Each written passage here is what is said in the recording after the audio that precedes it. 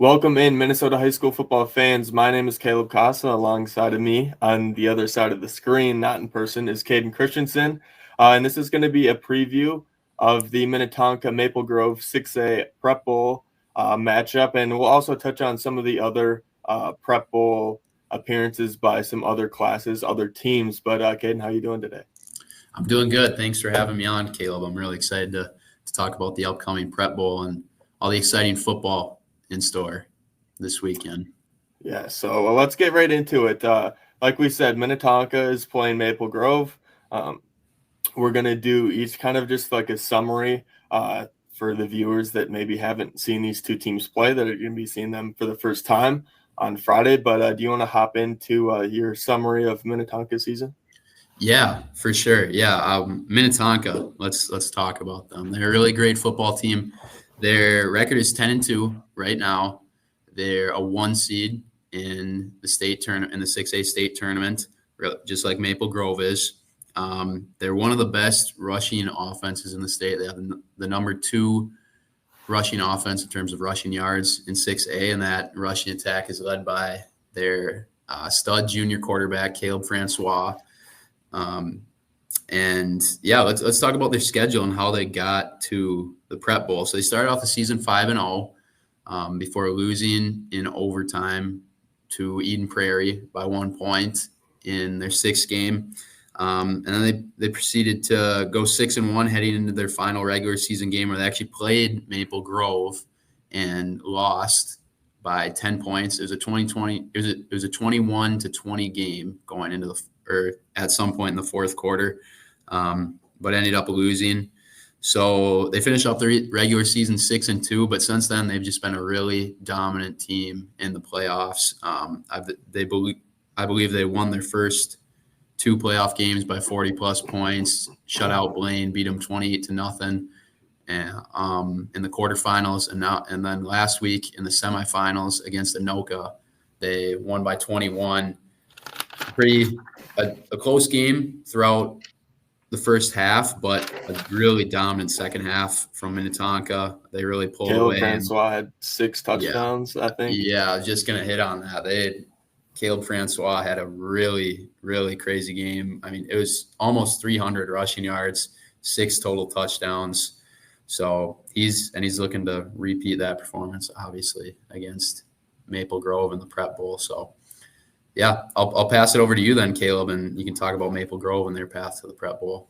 Cool. So as we heard, that's the Minnetonka's kind of summary up to this point. Let's start off with Maple Grove. 12-0 record, undefeated so far. This is kind of similar to the 2022 state championship season that Maple Grove had. Just some similarities, and that team also did not lose. Maple Grove has the 1 game to go to meet that, but we'll see how that goes. Point differential wise, I did a post week 6 or something about how dominant Maple Grove was point differential wise. They finished the season plus 385 points, which is a ton, especially compared just to other 6A teams. When you compare, when you talk about Maple Grove, you got to start with the run game. This is primarily a run-focused offense, but they do their running in a little bit different of a fashion. These two teams that we're going to see, Minnetonka is more of a like spread type run offense, where they give Francois kind of option ability on to read stuff and not. This one's not so much. It's more behind their workhorse Langama, 239 rushing yards a game. That's not just Langama, that's their rushing attack, 133 passing yards. This is a pro-style offense. You're going to see Harney under center, I formation. They like to do some tackle over formations to really get numbers to their side. A dominant O-line, and that's why you see them averaging so many rushing yards per game. Defensively, I mean, they allow 77 yards per game this season on the ground, which is going to be really interesting and kind of a thing to watch, especially against such a good running team in Minnetonka, like Caden mentioned. But 74 tackles for loss, 21 sacks. They really like to put pressure on the offense, especially in their backfield, And I think we saw some of that in the last regular season game, which we'll get into. Caden Harney, Charles Lingama, Patrick Wright kind of had to shoulder some of the burden. Lingama got injured about end of the season, and he stepped in very well, filled in his role. Dylan Vogel, also another Division I commit. You'll see him on both sides of the ball, playing receiver and safety. Defensively, again, they're loaded. Urbanek is one of the top football players in state. Both Ian, Ryder Skansen, they all make plays, and it really contributes to that dominant defense that only allows 77 rush yards per game.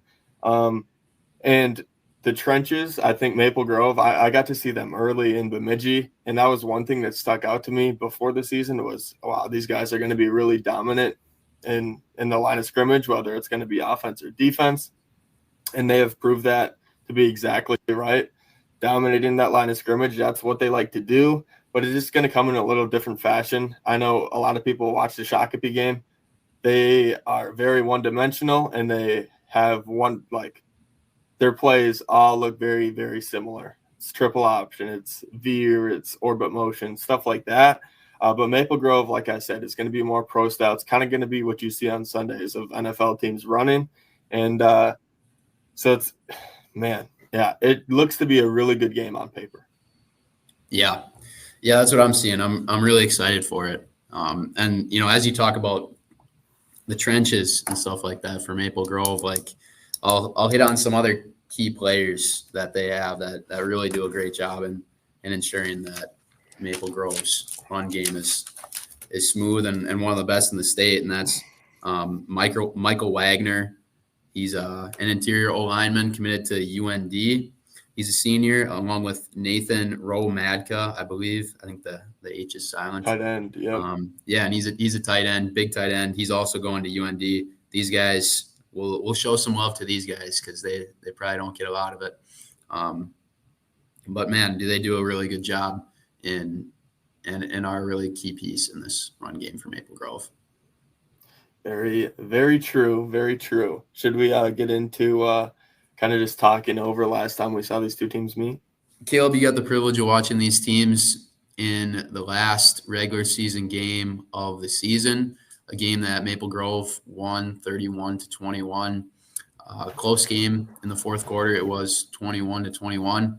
But like I said, Maple Grove ended up pulling away. Let's just get what were your thoughts and takeaways from that game, and how is it going to affect the Prep Bowl rematch we're going to see on Friday? Well, I think first thing, I wanted to go to this game exactly because this is kind of what I thought it was going to come down to. You kind of saw going into the last week of like, okay, these two teams are on a collision course and it might meet in the Prep Bowl, and that's exactly what happened. But just going through takeaways, Minnetonka started the game really strong. I was kind of expecting Maple Grove to come out and not dominate, but kind of enforce their will, especially going into Minnetonka Stadium. I thought they were going to come out with a little bit more energy and kind of assertiveness. They fell behind. Minnetonka got on them really quick, and I was like, okay, here we go. Undefeated team is going down, and then Minnetonka scored, and then they had a pooch kick that they recovered, and then it was basically like a tie game at halftime when it didn't seem like it was going to be a tie game just based on how the start of the game went. But this is a game that Charles Lingama missed. So we can look back at this game and try to come up with as many takeaways and predictions of what is going to translate into this Prep Bowl. But at the same time, when one of the best players is missing on your team, that's like Caleb Francois missing being missing from Minnetonka and playing Maple Grove. It's a different position, but at the same time, it's the production that needs to be replaced. Now, I talked about how Patrick Wright filled in. I think he rushed for 80 to 100 yards that game. So it's not like the drop-off was too terribly bad, but I mean, Lingama's a special player. That's what we've seen this whole season. And, for as good as Wright is as a backup to him, I mean, no running back in the state right now can replace the production that he's doing. So I think that's going to be something interesting to watch. Yeah, super key point there that Charles Langama was injured and missed the game against Minnetonka, and Maple Grove still ended up winning by 10 points. So no doubt that's going to have a huge effect on this game, having Charles Langama back for Maple Grove. I think one of the other interesting points is Caleb Francois kind of got shut down a little bit in terms of the run game. He had 27 attempts and only 86 yards. That's only 2 yards per attempt. I think Maple Grove, if they were to give that opportunity and be like, that's the game Caleb Francois is going to have, I think they would take it every day of the week. Totally. And like I talked about, Maple Grove is a really good rushing defense. So that's going to be something to watch for. Can Francois break through and have a better rushing game than he did? Because that's what Minnetonka's offense goes off of. It's Francois, it's Conrad in that rushing game. For as much as they are a great offense, their passing game is lackluster. I think that was one of the keys to losing in Maple Grove, is because they got behind and they started pressing. Once that, it was like Francois got sacked in the end zone. They ruled it a fumble, but I think it should have been a safety. Anyways, it doesn't matter. I think it was right after that they passed it, and the first pass was an interception. I just think going back to Minnetonka's passing game, it leaves something to be desired. And I think Francois, as a junior, that's like something for growth. I don't know if it's I can only watch so many Minnetonka games, but I don't know if it's a matter of the playmakers like out on the edge that are lacking. I don't know if it's a matter of scheme. I just know that it hasn't developed through the whole season. One of his best passing games was against Maple Grove, but it was really, you know how like one big pass can kind of affect the way stats look. It was a 60-yard touchdown pass. It was kind of a broken play that you can't count on happening again consistently. It was kind of one of those plays. So in the first matchup against Maple Grove, the regular season game, Francois had a good game passing, but I don't think that's something that can be banked on.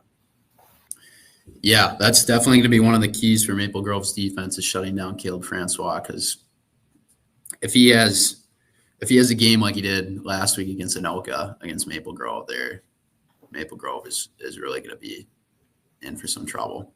So, yeah, he's hot. Caleb Francois coming off a super good game. So we'll see how Maple Grove defends that.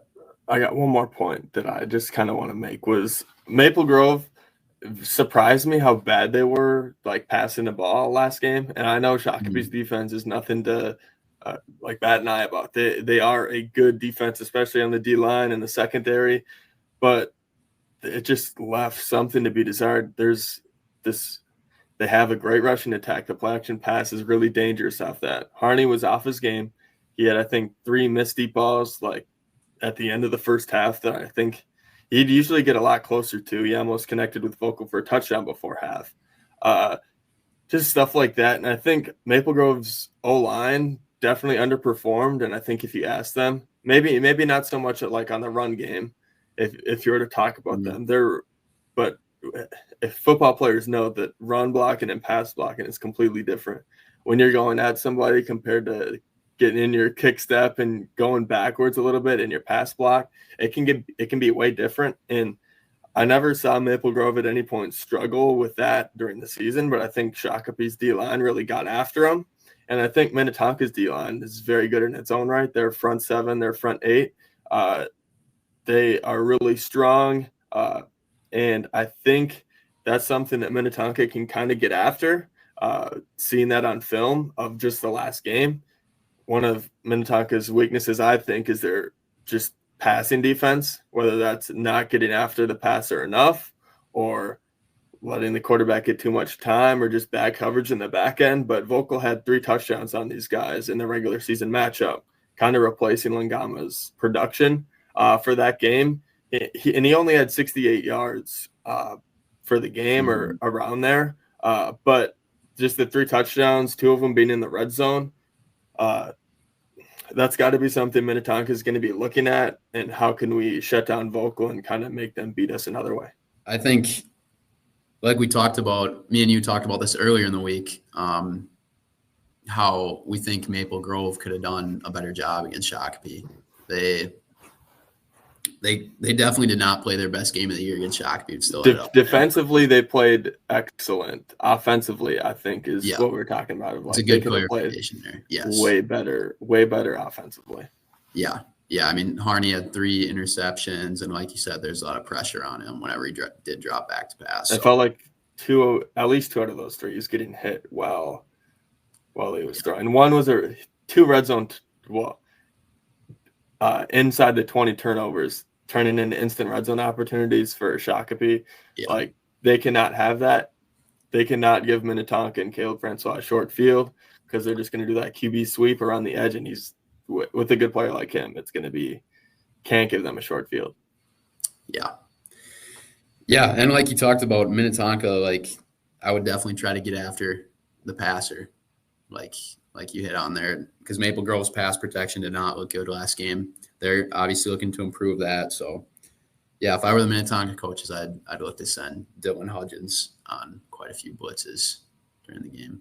All right, let's do something new for me and you, and something new for the viewers that may be turning in for the first time. We're going to do a little draft. This draft is going to be drafting impact players that we will see in Friday night's game against Minnetonka and Maple Grove. So the rules are as follows. We will each get 3 picks. Okay. I know how we'll decide. I'll write down a number, and you got to guess if you're wrong. I like it.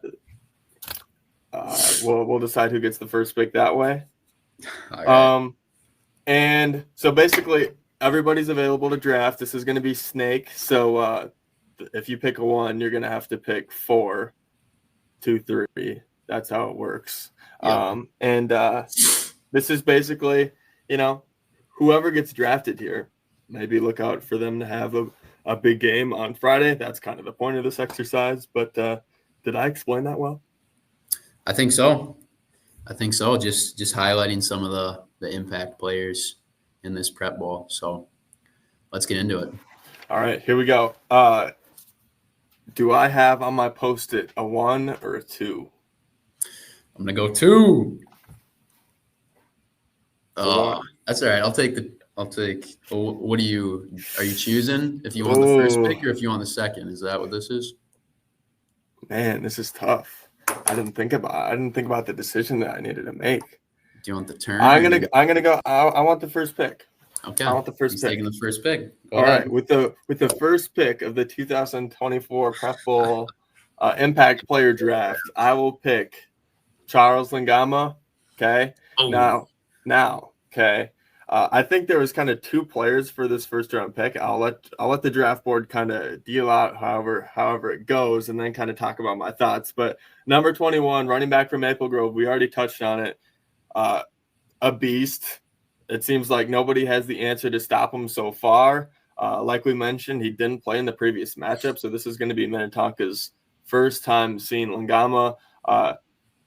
There's nobody on the scout team that can be this guy. So no matter how good you are, no matter how many good teams you've played, you're not going to play a running back like Lingama the whole season. I think Elijah Rumpf is probably the closest to in a dominant running back that they've seen. I could be leaving somebody out, but just that whole stopping the bell cow running back, I think it's going to be really tough, especially not seeing him. And like I mentioned, Vocal had 2 red zone touchdowns last matchup against Minnetonka. With Lingama not in, those touchdowns went to him. I could easily see that going the other way now that Charles is back in the lineup. Those red zone touches, I think, are going to be very apparent for him, and he's going to get a lot of opportunities to run the rock. Now, it's a very good Minnetonka rushing defense, like we talked about, but I believe in Lingama. He's proven it to me and the state all season. I think he's going to prove me right again on Friday. Yeah, I agree with you there. He would have been my first pick too. I think he's a beast, and like you said, there's just not really anybody else in the state that can replicate the numbers that he puts up week in and week out. So it's a good pick, Caleb. Good pick. So I got the 2-3 right here. And there's a few options, but I think first off, number 2, I got to go with Caleb Francois from Minnetonka.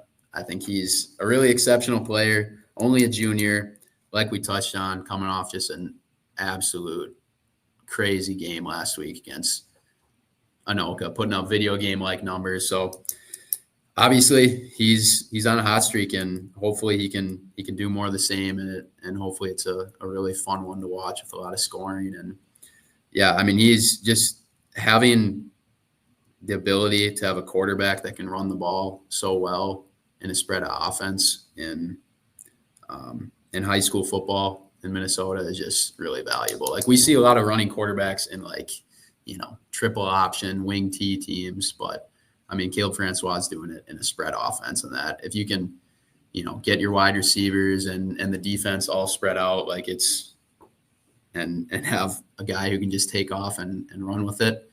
And you also have to worry about him throwing the ball in some capacity. Like, that's definitely really valuable. And I think it'll be really interesting to watch. So now, before you say your third pick, I want to say that I agree with that pick, but I think the 1 and 2 were kind of concrete that it was going to be probably Langama and then Francois. Yeah. The only thing is they're both playing really good defenses, and that's kind of like the risky thing of what if these defenses do play up? What if Maple Grove does play like they did in the semifinal? It is a probably better opponent in Minnetonka, but what if they do play as good? Francois had 3 touchdowns in the Maple Grove meeting, 2 rushing, 1 passing. But again, he averaged 3.2 yards attempt. He also had 27 attempts, so he's going to get the rock a lot and have a lot of opportunities. I like that pick. And my third pick is going to be Dylan Vocal from Maple Grove. Plays wide receiver and safety.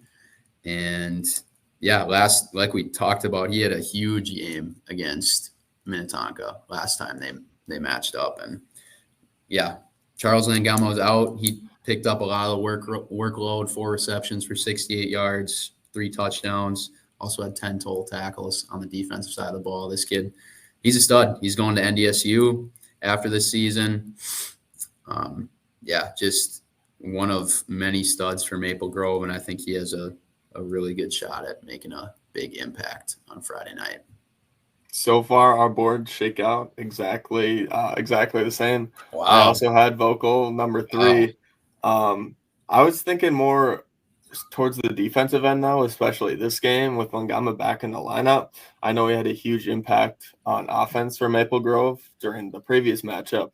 He defends passes. He's not afraid to come down in the run game. I think I was in the end zone recording against the Maple Grove Tonka game, and just he had 1 hit. He's not afraid to come down in that box and meet a running back, meet a Conrad that's maybe got a pitch from Francois, or even Francois in the hole. He does a lot of keepers.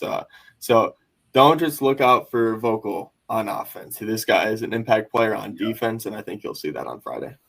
Yeah, he's going to one of the best FCS programs in the nation for a reason. So moving on to the 4th pick. Here we go. This might be where draft boards get a little bit different, but I got Dylan Hudgens, number 4.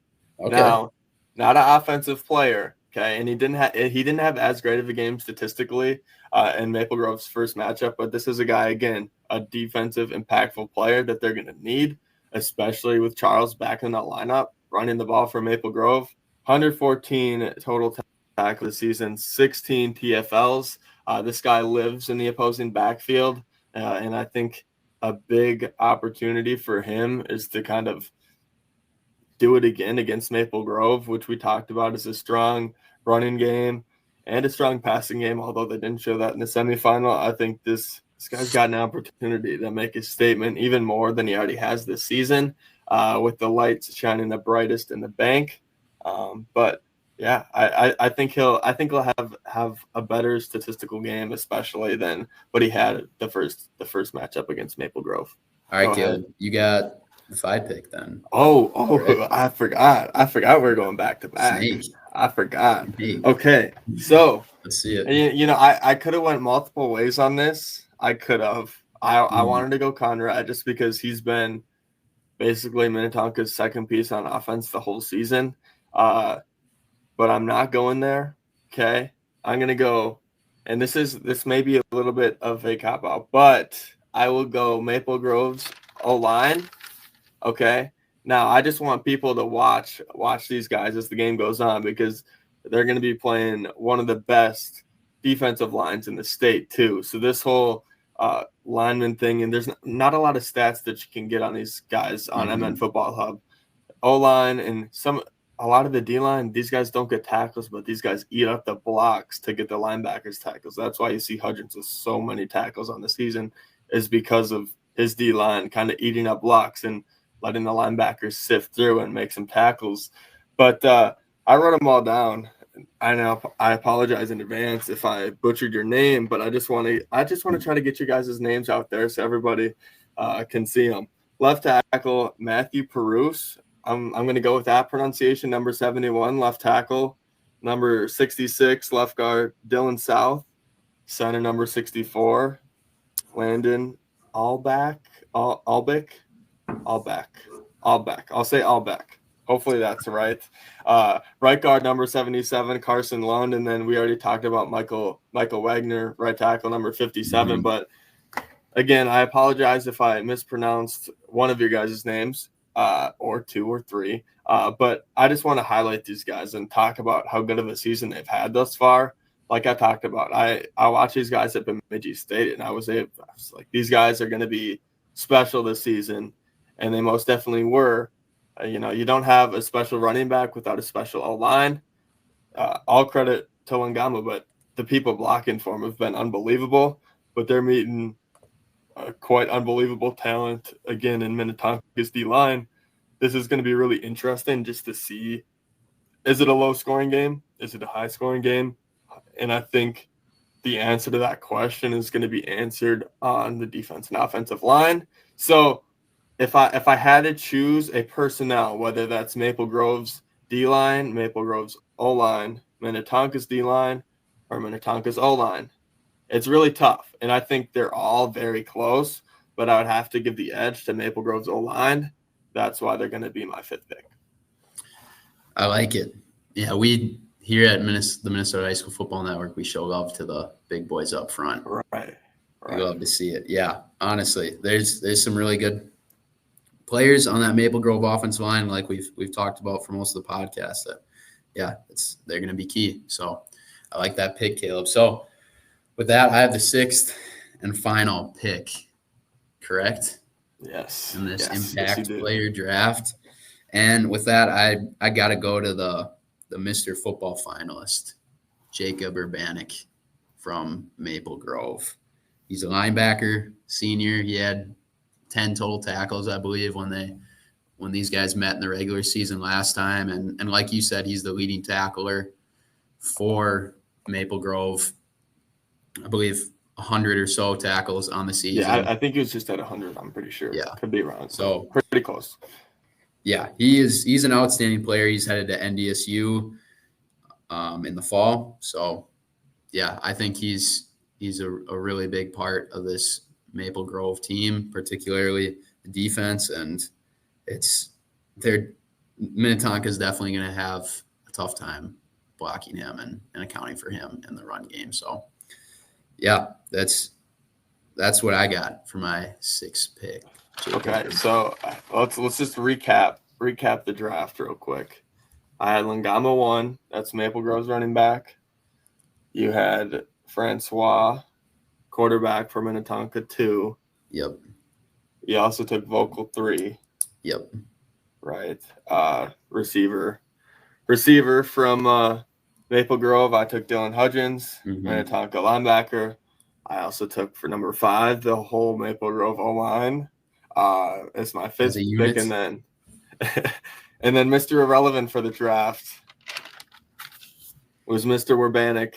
Definitely not Mr. Irrelevant, and he will be probably one of the most important players that we're going to see on Friday, and how he can stop the running game and just the overall offense of Minnetonka. But that was fun. I like that. That was fun. I enjoyed that. I'm glad we did that segment. All right, so the first Prep Bowl matchup that we have will be Friday at 10 a.m. It's the Class 1A state championship between Springfield and Minnetonka. Two teams that I haven't got to watch a whole lot this season, but they're both undefeated and really good teams. Caleb, do you have any thoughts on this matchup and what Well, would it be? Minnetonka is an absolute powerhouse. They've kind of, run over pretty much everybody on their schedule, especially in the regular season. I was going to go out to one of them. It was against the undefeated opponent. I didn't get out to it, and I checked the score, and they beat them by like 60. I was like, well, good thing I didn't go to that one. But that kind of just shows you the level that Minnetonka's on. And I think that level, I'm going to have to go with Springfield as a good team, but I'm gonna have to stay with Minnetonka here. Yeah, in terms of my pick, I'll go with you on that one. I'll take your word for Minnetonka being one of the most dominant teams in Minnesota high school football. So I'll take the Vikings in that one. Next matchup we got on Friday is Totino Grace and Becker, the Class 4A state championship at 1:00. Two really good teams. A lot of good players. Caleb, what do we think about this one? Man, this is tough. This is tough. Both undefeated teams. Becker has this 2-quarterback offense that's very intriguing to me. I talked about this with a couple of their players during an interview a couple weeks back. But Becker, they're pretty much good every year. This year is not an exception. I think I went to their game. It was middle of the season against Ricori, and Ricori, a good team that they couldn't get past a couple of years, and they got past them. And they're kind of a freight train going on to the Prep Bowl. This is two really good teams. Totino, I got out to their game versus Orono in the regular season, and it was a very low-scoring game. Their offense didn't impress me, but their defense did, and I think their offense is starting to click, especially in the semifinal last game. Man, I could go either way. I think this is tough because if Totino gets down early, I don't think they have the offense to get back into it. But I think they have the talent to get the lead off the bat and keep it. You make the pick first on this one. Okay, I'll make the pick first. I'm taking Becker in this one. Their coach, Dwight Lundeen, I think it's super fascinating. He's the only coach ever in the history of Becker football. Crazy story. And I was reading an article a few days ago where he was talking. I think it was maybe a script from one of their post-game interviews where the coach Dwight Lundeen said that they've only lost a handful of games in the past few years, but haven't made it to the Prep Bowl in the last few years. So they're a really good team. They've been really good for the past few years. And, Dwight Lundeen, obviously a great story and super great coach. So I'm taking the Becker Bulldogs in this one. Well, I think I'm going to take the Eagles then. Michael Keaton. They have Josiah Young. They have a really good front seven, front eight, depending on what defense they run. But they're really strong. Just the offense worries me a little bit. The key to Eagle win is to use Young in the passing game, use Keaton in the running game, and stay ahead of the chain, stay ahead of the score. Just because you don't want to be down playing Becker. Becker can get down and come back with their offense, but I don't think Totino can. But I'm going to roll with Totino here. Good pick. That one's going to be definitely one of the top games to watch this weekend. So looking forward to that. Another thing I'll add about Becker is they got some really good wrestlers on that football team. Those boys are gritty. One of the things I have to say is just about like the schedule of the state tournament. Mm-hmm. Like I really want to watch that Becker Totino game live, but I probably don't think I'll be able to watch at least the first part of it just because like work schedules go and the game starts at 1. Yeah. I'm definitely not going to be able to watch the Minnetonka Springfield game live. I mean, these are games that I want to watch live. They should. I don't know how to figure that out, but I think it should be figured out to where more people can watch these games. But that's just a personal thing. Totally. I totally agree. I'll probably be streaming the game in class at 1:00 on Friday. Right. Not gonna lie. So. Right. It's a game you don't want to miss. Game you do not want to miss. Anyways, getting into the next game, the Class 2A state championship. It's at 4:00 on Friday between Jackson County Central and Staples Motley. I got to watch a part of that Staples Motley game last Friday night. It was before the Maple Grove Shakopee game. And Staples Motley, they looked really, really good. I went over a Chatfield team that I believe has been pretty dominant in the past few years in 2A football in Minnesota. So, yeah, I think it'll, of course, going to be another great prep bowl game. Caleb, what do you think about this one? I think Staples Motley, I think their passing game is going to come up. Schultz really impressed me in the semifinal game. I expect another big game. Tappy is an unbelievable player. I think in the semifinal game or in the quarterfinal game, he went crazy. I think this is too much offensive firepower. I could be wrong here, but I think I got Staples Motley in this one. Interesting. I like it. I'm going to take Jackson County Central then in this one. I think they got – well, they do. I know for a fact they do have one of the best players in the class of 2026. Yes, they do. Boss. So, and he might make me eat my words. It's a possibility. So I'm going to go with the team that has the best player on the field, and that's Jackson County Central in this one. We'll go to the Saturday games then. The first game on Saturday is the 9-man state championship. It's at 10 a.m. between Hills, Beaver Creek, and Fertile Beltrami. Caleb, what do we think about that one? Wow, the Falcons, I'm going to avoid saying their city name because I just can't say it, but the Falcons, they've impressed. Again, this is a team that I wanted to go out and I wanted to watch in the regular season, but they are so far north that it's like, man, it's like 4.5 hours from me. So I wasn't able to get there, but I mean, I was able to get to a Leroy Ostrander game, and I was like, this team is going to go to state, and they beat that team 60-33. Now, Bakken of Hills Beaver Creek is a really good running back, and I'm sure he's going to have a really good game. But that Falcon win over Leroy Ostrander is something that I can't get out of my head, and that's going to make me lean Falcons this game. Yeah, I'm going to go with Fertile Beltrami as well. I think they're a really good team. I know I've been watching past prep bowls and state championships. I've seen their name. And I know they've been a pretty solid program for a while now. So I think it's their year to win a state championship. And the 9-man's always fun to watch too. Kind of a different game there. A whole different field for those of you who maybe have not watched 9-man football that you're tuning in for the first time. Yeah. I don't know the exact dimensions, but I know that you'll probably see lines like on a football field that you wouldn't see in any of the any other state championship games. You'll see lines kind of around the numbers. I think they're yellow.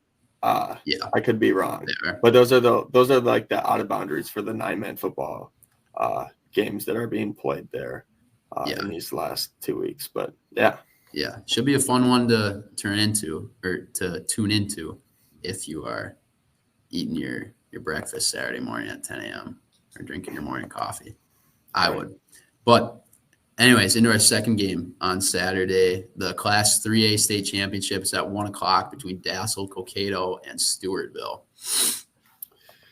Caleb, how are we feeling about this one? Cocato's got to be very, very, how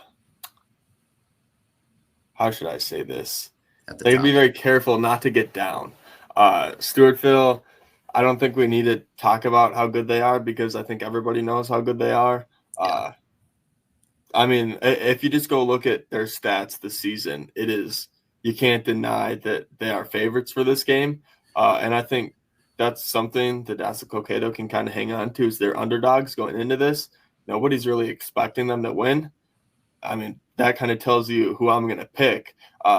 Coqueto, I went to one of their games. They're a big run-heavy team. You're not going to see them pass a lot. So if they get down, their offense is pretty one-dimensional. It's going to be really hard to come back, especially on a really strong defense and a strong offense in Stewartville. But I think if they hang on to this underdog story, they can make it close. It's going to be really tough. But I got Stewartville in this one. Yeah, I'm gonna have to do the exact same and pick Stewartville in this one. I got the opportunity to interview two of their players last week, and yeah, they have some really good players on that team.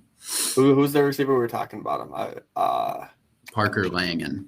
Yeah, I think he's going to Minnesota State. Yeah. I'm surprised he doesn't have.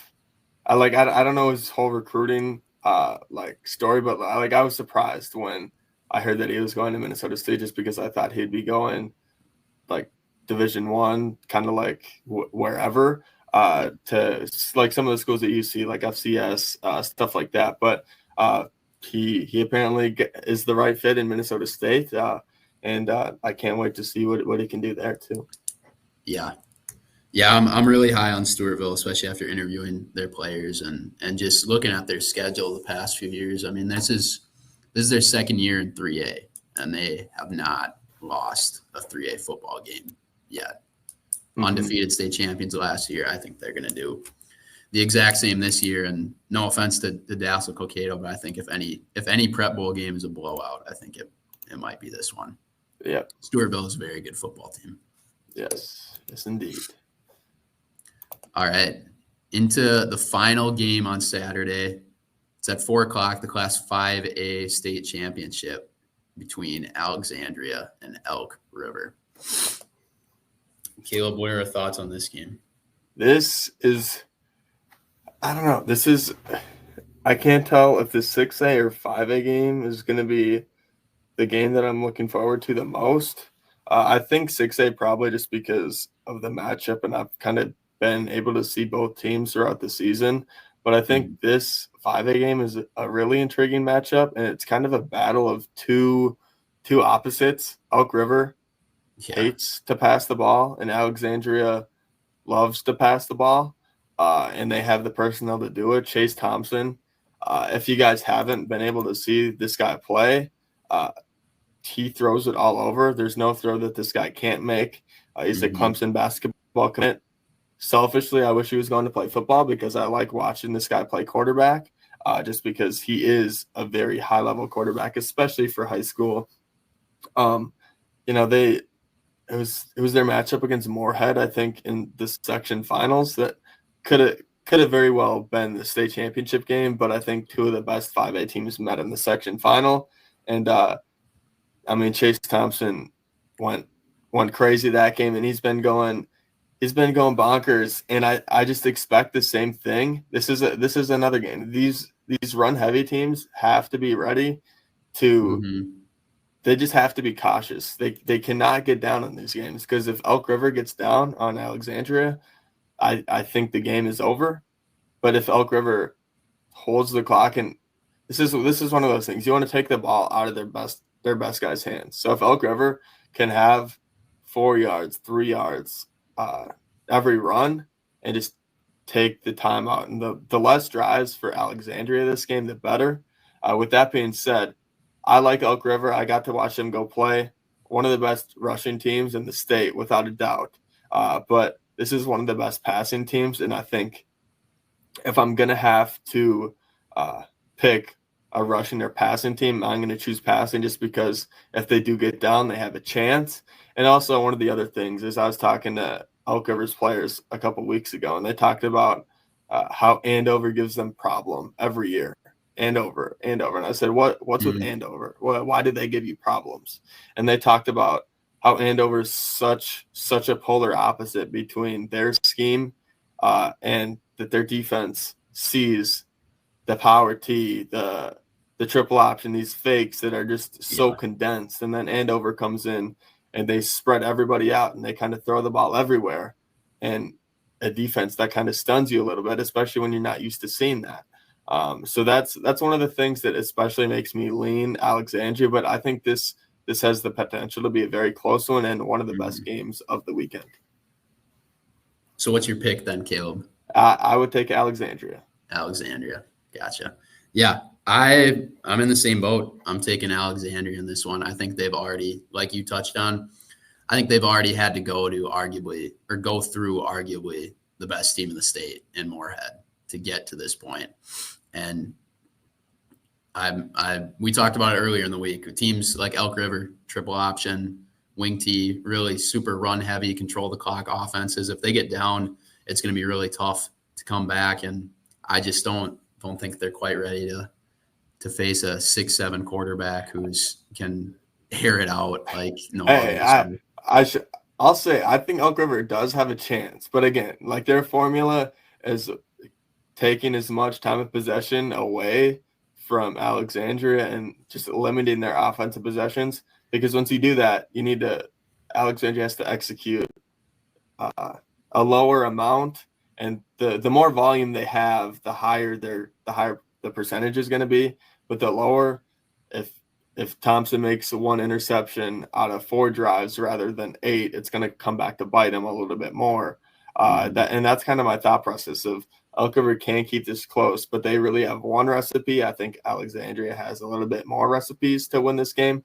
That's why I lean towards Alexandria. But yeah, should be a fun one to watch. Last year the 5A game was a great one as well. So hopefully another good 5A state championship in the cards here. And with that, we have one more game left to pick.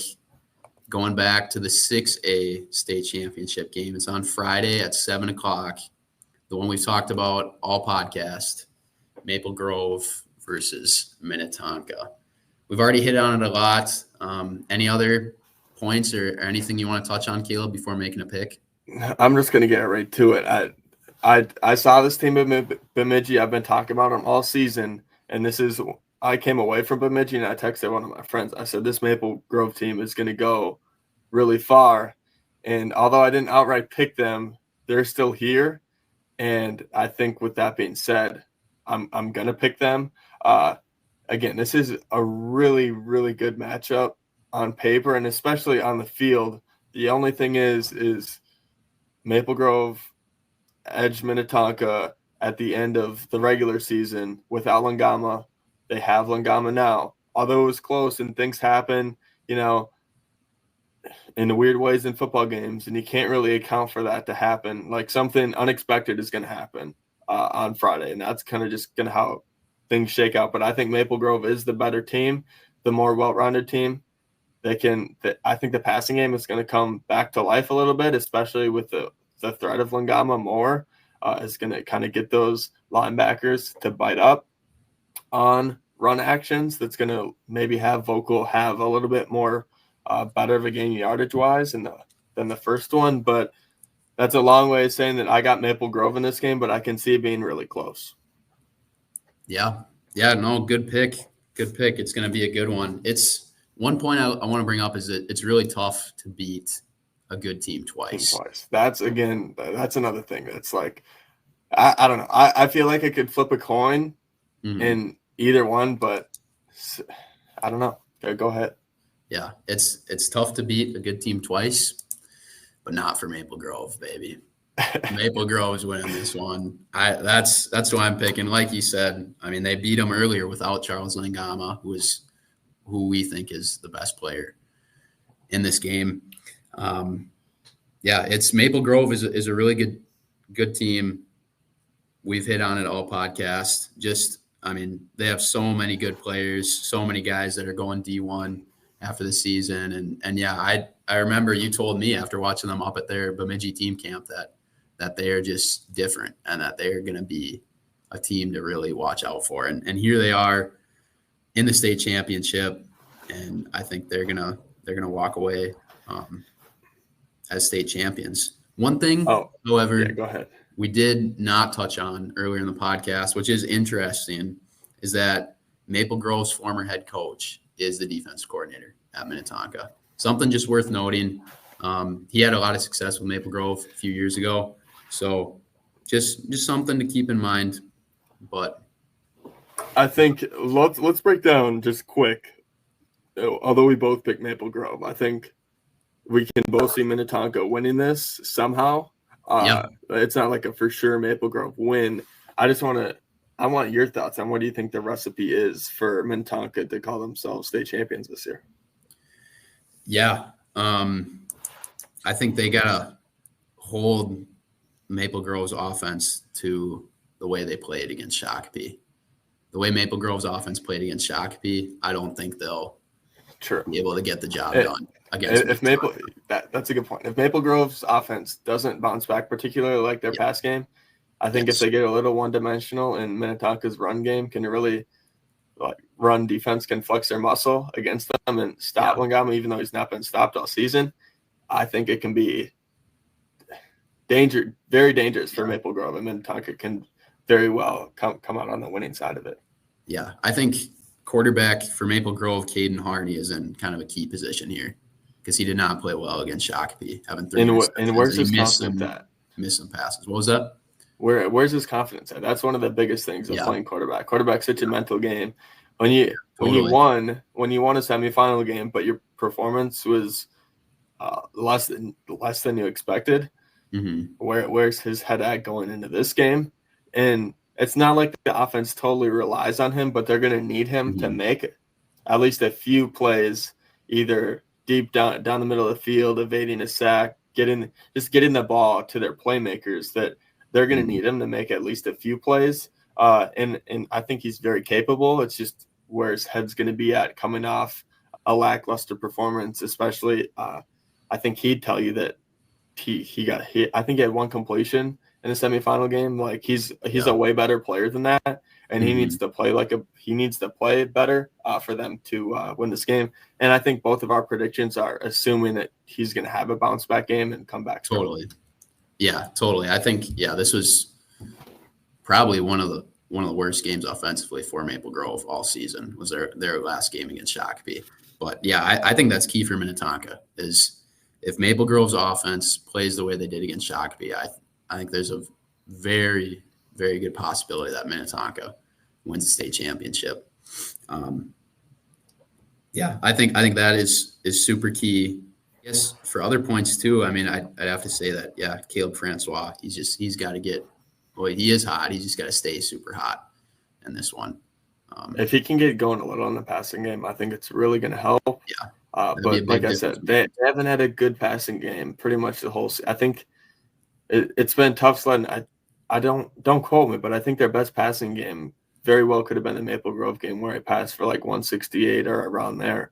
Like we talked about, there's just so much question about their passing game, and will it be able to show up? Will it be able to take pressure so Maple Grove can stop keying in on Conrad and Francois' runs? Mm-hmm. That's one of the biggest questions to this game, and I guess only time will tell. Yeah, no, that is a good point, Caleb. Yeah, if Maple Grove is able to make Minnetonka one-dimensional in this game, that's going to be huge for their defense, especially with all the studs they have on defense. So the more that Minnetonka can open up the game with the pass, could be really crucial. Minnetonka has a really fast wide receiver in Vinny May. So he could be one to watch too. He had a big breakaway catch and run, I believe, in their game against Maple Grove earlier this season. So, Well, we shall see. I guess only time will tell, and we are more than aware that this is people motivation to the teams that we didn't pick. Go ahead and prove us wrong. We want to see. By no means are we rooting. My both of our hometowns are Forest Lake, so I got no skin in the game. We're just picking based on what we see. What I'm rooting for this weekend is just close games like that. I like watching competitive football games that we're going to talk about a few years from now of being like, man, that was such a good game. That's kind of what I'm rooting for. And I just want to see these guys have fun, have success on the field, and watch them ball out.